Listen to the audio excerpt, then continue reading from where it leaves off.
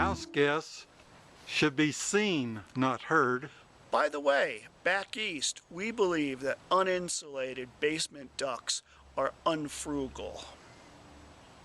So, to insulate these ducts here, what you would normally do is go to Home Depot, look on the aisles, and find duct sleeves installation. The only problem is, it's only R6, and after you slice it open, what you get is this nasty looking thing here where you have all this pink fiberglass coming down into your eye, nose, and throat. Here is the cutting process. Sherm has measured off a 27-inch piece of R19 insulation. This is 15-inch insulation. And it's R19. And the reason he's putting the bags on is so you don't get that insulation all over the basement and, more important, his lungs.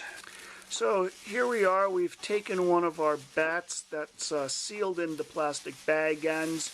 You loop it around the pipe, as you can see, pull it down. It works quite well with all that plastic on it. Then a quick tape, one on each end, very well secured for when the deluge comes.